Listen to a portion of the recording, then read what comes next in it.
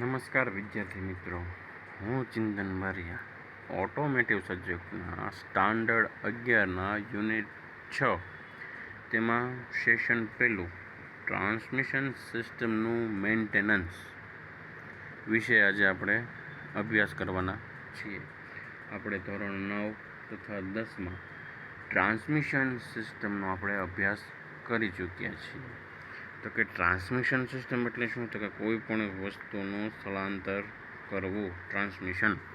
બરાબર છે. હવે ઓટોમોબાઈલ વિષયમાં આવે એટલે આપણને ખબર છે કે આમાં પાવર ટ્રાન્સમિશનની વાત કરવાની આવે અને એના અલગ અલગ ઘટકો છે. તો કે ગિયર બોક્સ છે, ક્લચ છે, ડિફરન્શિયલ છે, બરાબર, પ્રોપેલર શાફ્ટ છે, એટલી વસ્તુ આવે. આ મેન પાવર ટ્રાન્સમિશનની વસ્તુઓ છે.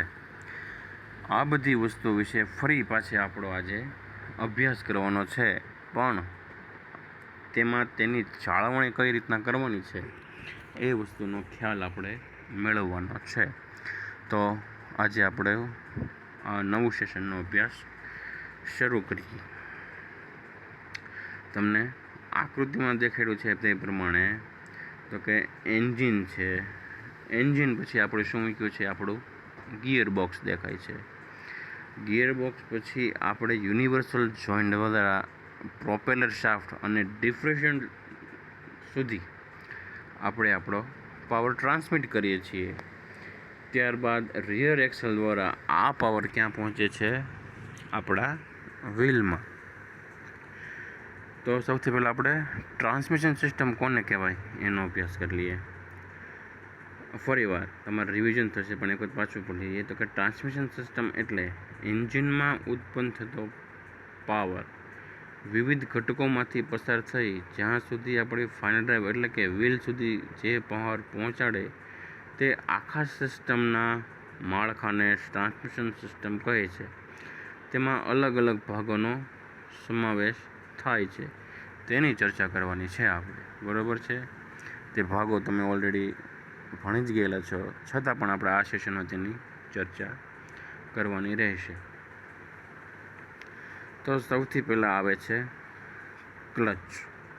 શું આવે છે? ક્લચ, જે આપણને એંગેજ અને ડિસએંગેજ કરે એન્જિનના પાવર અને ગિયર બોક્સને. બરાબર છે. ક્લચ ડ્રાઇવિંગ શાફ્ટથી ચાલતા મેમ્બરને ટ્રાન્સમિશન કરે છે અને શક્તિના ટ્રાન્સમિશનના ક્રમિક જોડાણને છૂટા કરવામાં મદદ કરે છે. એટલે કે શું ક્રમિક જોડાણ કરે? એ ડ્રાઇવિંગ શાફ્ટ અને ડ્રીવિંગ શાફ્ટને શું કરે? એંગેજ અને ડિસએંગેજ કરે છે. રોકાયેલા સ્થાને તે તમામ એન્જિન ટોર્ક ગિયરબોક્સના સ્થળાંતરિત કરવું જરૂરી બને છે. લોડ રેઝિસ્ટન્સ જેવા પ્રતિકારને દૂર કરવા માટે અગત્યનો ભાગ ભજવે છે. ગિયર્સ, ક્લચ અને પ્રોપેલર શાફ્ટ અથવા ડિફરન્શિયલ વચ્ચે એને મૂકવામાં આવે છે. ક્લચ ક્યાં મૂકેલો હોય? તો કે ગિયર બોક્સ અને એન્જિનની વચ્ચે, જેથી આપણે શું થતું હોય? પાવરની આપ-લે થતી હોય. ત્યાર પછીનો ભાગ આવે છે પ્રોપેલર શાફ્ટ. આગળ અને પાછળના ધરી સાથેના સંબંધમાં લાઇનમાં ખૂણાની ભિન્નતા અને વિવિધતા સાથે શક્તિનું પ્રસારિત કરવામાં આવે છે.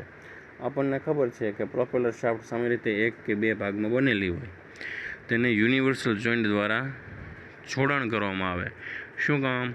તો કે તે કોઈ પણ અંશનો ખૂણે આપણને પાવર ટ્રાન્સમિશન કરીને આપે છે. આ ગિયર બોક્સ અને અંતિમ રવા વચ્ચે છોડવામાં આવે છે તે પ્રોપેલર શાફ્ટ કહેવામાં આવે છે. આ છેડાને તે સામાન્ય રીતે 2 કે તેથી વધારે ભાગોમાં યુનિવર્સલ જોઈન્ટ દ્વારા જોડાયેલ હોય છે. બરાબર છે. હવે પ્રોપેલર શાફ્ટ છે એ હોલો પણ હોઈ શકે. જો હેવી ડ્યુટી વાહન હોય તો આખા સોલિડ પણ હોઈ શકે.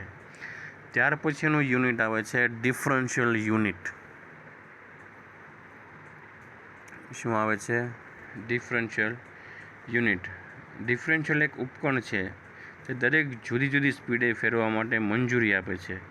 જ્યારે ગાડી ખૂણામાં વળે ત્યારે ડિફરન્શિયલ શેર વિના વાહનો બંને ડ્રાઇવિંગ એક ઝડપે ફેરવવાનું દબાણ કરવામાં આવે છે.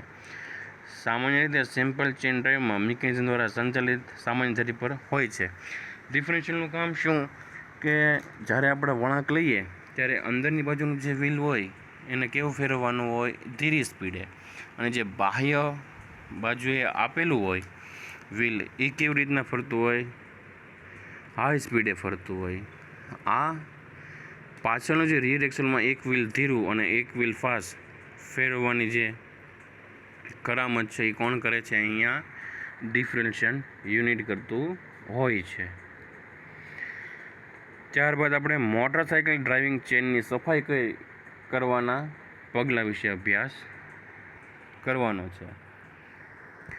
તો સૌપ્રથમ મોટરસાઇકલમાંથી ચેઇન કવરને આપણે દૂર કરીશું. વ્હીલને ફેરવો અને નોઝ પ્લેટનો ઉપયોગ કરી ચેનને લોક દૂર કરીએ. બરાબર. ત્યારબાદ બંને સ્પ્રોકેટને ચેનમાંથી બહાર કાઢો. જે સ્પ્રોકેટ છે એમાંથી ચેનને આપણે બહાર કાઢશું. ડીઝલનો ઉપયોગ કરી ચેન અને સ્પ્રોકેટને સંપૂર્ણપણે સાફ કરી દો.